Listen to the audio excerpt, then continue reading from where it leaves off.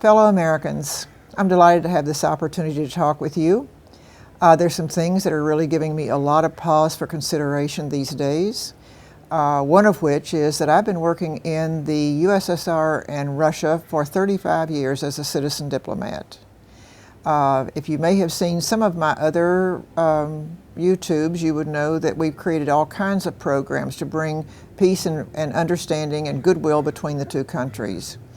We have a wonderful reputation. No one has ever questioned us. Ambassadors on down to Congress members on down to ordinary citizens have always trusted us.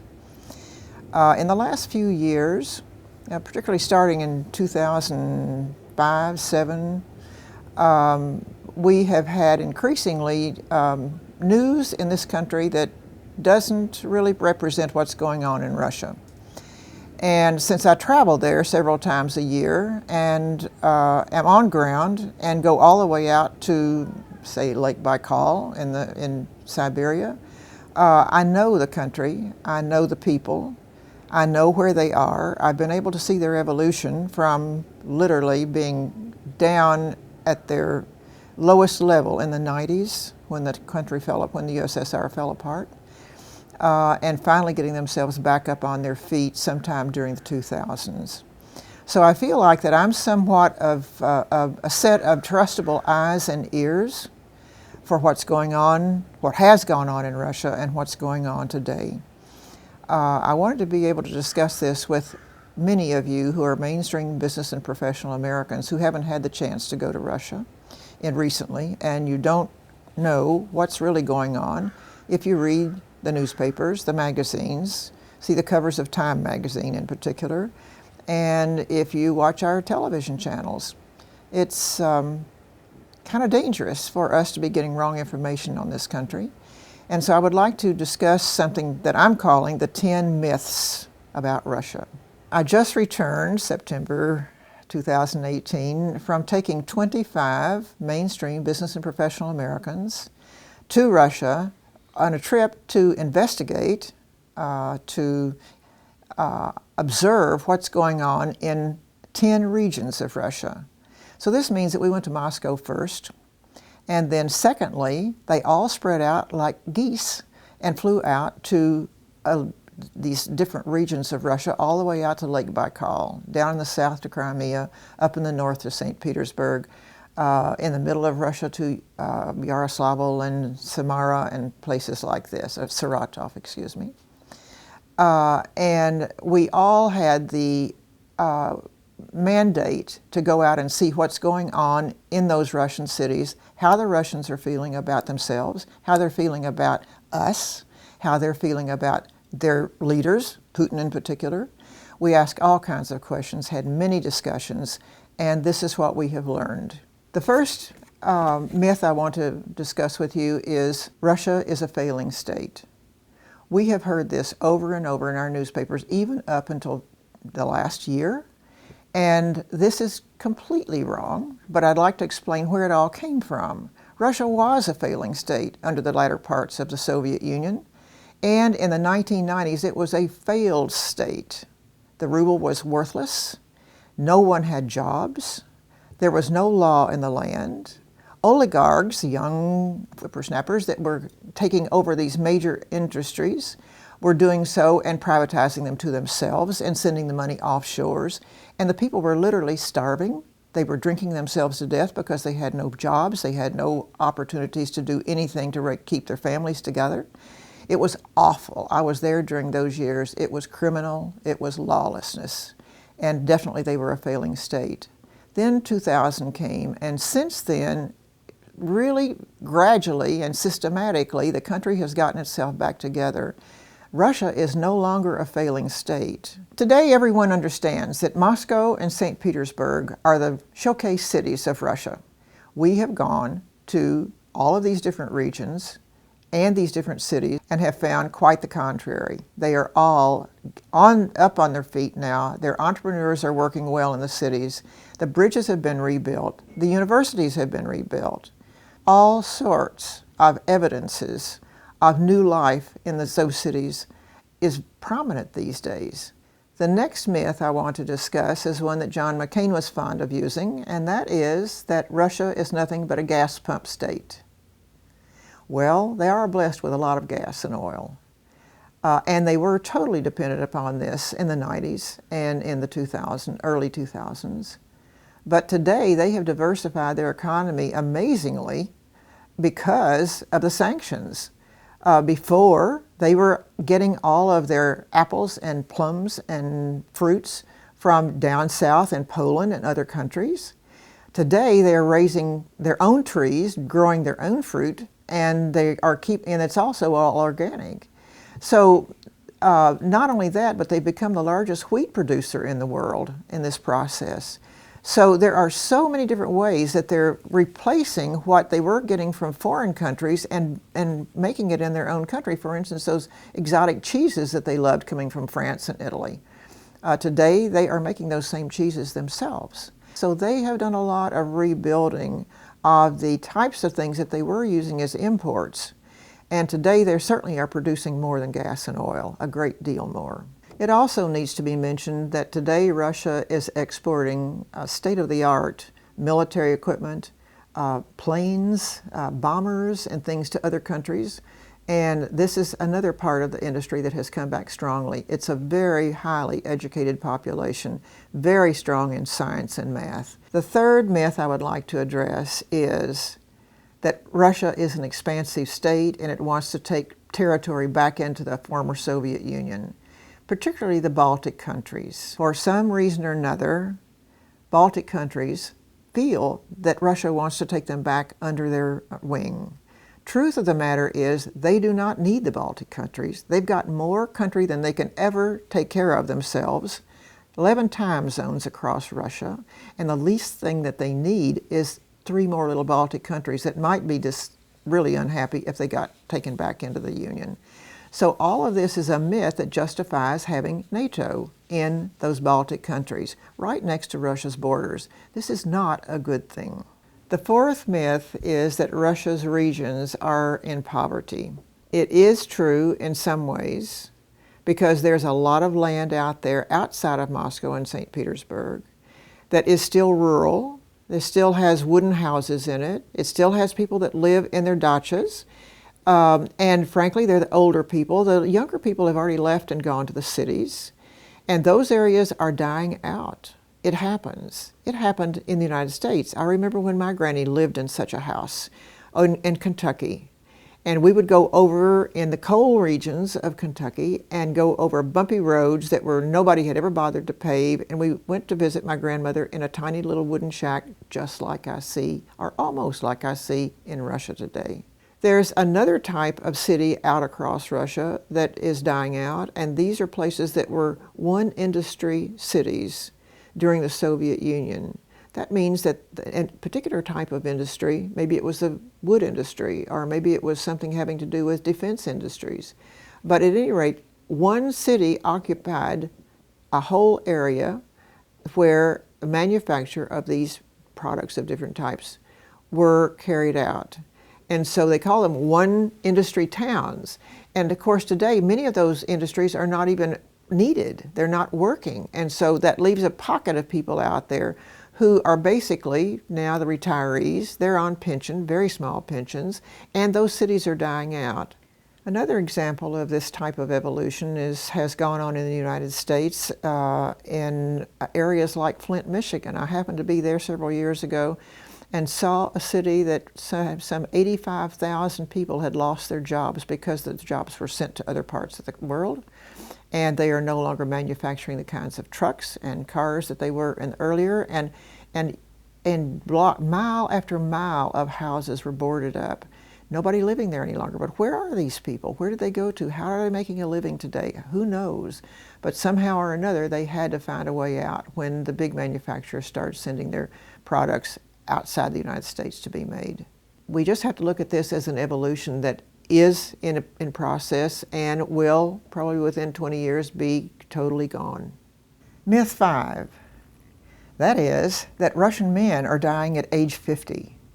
I read about this in one of our newspapers just in the last week or two. In 1990s, the men were dying at age 50. But after the 90s, when they began having more food, better health care, lots of things that they didn't have in the 90s, they began having their ages go up. Today, it's something I think around 67 years. Women are about 72. Generally, they run higher. But the male population that did survive the 90s are doing fine today. Most of them are living with their children, who are businessmen and women, and living in homes that they can afford the space to take care of them. There's less drinking, there's less smoking in the society today. They're doing much better today. We need to remember the past and the present. Myth 6, I love this one. In January, when I was preparing to go to Russia again, the State Department issued a bulletin saying that Russia is a dangerous country to travel in. Please don't go to Russia. I was shocked because I had been there a few months before and there was no danger around. But at any rate, of course, I went ahead, got my ticket, and flew to Russia, and began realizing there was nothing dangerous about the society. What had that bulletin from the State Department been all about? I can't imagine. I live in Russia part of the year, usually no more than 2 or 3 weeks at a time, but I go in and out. And I can tell you that looking out of my windows, I see young women and men walking the streets, 12 o'clock at night, never afraid of anything. Generally, Russians consider themselves living in an extremely safe society. There are no guns amongst the citizenry, and the police themselves don't carry guns. They carry billy sticks. So please go to Russia and find out for yourself. This is not a dangerous society.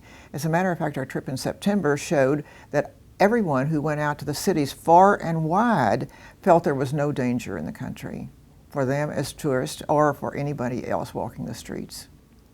Myth 7. For some reason or another, a lot of people in this country think that Russia intends to take over America's role in the world as number one. This is completely fallacious.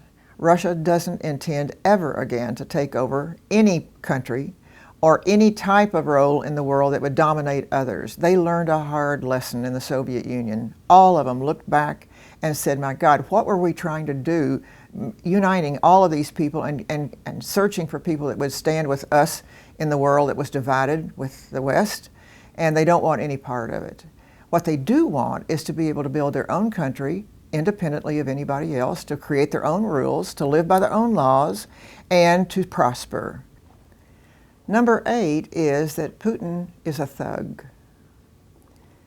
I don't know where this got started, but apparently, because he was a KGB, people have considered that he's a thug and a dangerous man and into assassinating people and all manner of bad activities. The truth of the matter is, as far as I can see, and I've watched him very closely, Putin is a very logical, straightforward, slow to anger, very respectful political figure who has gained a lot of respect in the world for the way he's handled situations that have come to Russia since he's been the president. I had the fortune to meet Putin back before he ever dreamed of being president. Spent a really intense conversation with him on a program that I wanted to run. And I was amazed even then at the fact that he was so different from any other Soviet bureaucrat that I had met. As a matter of fact, I mentioned to my partner who went with me to this meeting, when we left the meeting, I said, you know something, we have met the first Soviet bureaucrat that has never asked us for anything. And he took us seriously. So we mused about that and then walked off. I was surprised later on to read in the New York Times that this Vladimir Putin that I'd met with several years before would probably be the next president of Russia. I was shocked. And I said to my friends, he will never make a decent president of Russia. But of course, knowing him and having had this very intense experience with him earlier, I watched him like a hawk from the beginning. And I began to see what this man was made out of. I was not watching the rumors, I was listening and watching what his foreign policy was and what his internal policy was. So from my perspective, Putin is a very logical, a very astute, a very quiet, a very honest man. Now, why is it that other countries will look at him and say that his leadership is so correct? And people in our country look at him and say, he's a thug, he's a murderer, he's an assassin. The two pictures of who this man is just don't match up. As far as Putin's KGB era goes, he was not a spy type of person. He was not in the kinds of operations that killed people or assassinations. He was a paper pusher, an analyst. He was someone who looked at what was going on in the world, particularly in Germany, where he was located, and he gave reports back to the Kremlin about why East and West Germany were so different, and one was successful and the other was totally unsuccessful. This was the type of work that he did in the KGB. Myth number 9 is that Putin is the richest man in the world, and that he's corrupt, and he's taking advantage of all of the money that's coming off of these oligarchs. I'd like to present another possibility, not only a possibility, but a probability. There's a tremendous amount of wealth in Russia today. These oligarchs do run some of the largest corporations in the world. They are making tons of money. And the question is whether this money is being taken by Putin, or whether it's a gift from them, or whether they are paying taxes on all of these wealthy, rich enterprises. The truth of the matter is, Russia has had a lot of money at his disposal. Putin has taken the monies that have been generated from these oligarchs' fortunes and these enterprises and has rebuilt Russia today. Anyone looking at this country today, compared to where it was 18 years ago, understands that a miracle has been created here. Much of what's in the cities has been renovated. I was personally watching as St. Petersburg was renovated, and I was wondering if this was happening across the country. When I have gone out to the other regions, I've seen the same kind of renovation going on with local churches, local buildings, 18th and 19th century architecture that's all across the country. This has been done with somebody else's money. Those places didn't have the money themselves. So when we hear of these talks about him being a billionaire, understand that he has done a lot of good with this, and this is why the people so support him today. He's considered the greatest leader ever of Russia after Peter the Great. Number 10, Russia is our enemy. How did we begin to think that Russia is our enemy? They have never done anything to us in order to make themselves an enemy. As a matter of fact, Putin, for the last 18 years, has tried every way possible to be liked by the United States, to offer possibilities of cooperation. This continues even up to today. As far as whether there's an enemyship from the people themselves, there's absolutely none. We have just come from 10 regions and 15 cities across Russia, and we haven't had one single manifestation of any kind of enemyship from the Russian people. They all say, we want to be friends with the United States, we admire Americans, we look up to you as a leader and number one in the world, we want to be like you. Where does this enemyship come from? From my perspective, it's all a projection of some people in some places in power who want us to believe that Russia is an enemy. Why? I'm not quite sure, but I hope it's not in order to attack them. Because Russia does have many, many different types of new weapons. They've had to, but all of their weapons are defensive. They're not going to use them, and they make it very clear this is not what they're interested in. They have to have defensive weapons when we are on their borders with our offensive weapons. Russia really still wants to be our friend, and still the friendship is offered. So we need to take advantage of that. In closing, friends, please consider the role of rumors in international relations today. What do? They influence people who don't follow the issues closely. They influence Congress members who have reasons of their own for wanting to go along with whatever the rumor is. They create the opportunity for wars to take place and invasions to take place that Congress has never authorized. This is the role of rumors. They're not harmless. It behooves all of us to listen carefully to what's being said and to ask questions about it and to talk with our Congress members about it and to be on the alert of what's going on in our names as these rumors fly around one after another that are unsubstantiated, that have no relationship to the truth, and yet they're creating havoc internationally, one that we could have a nuclear war over.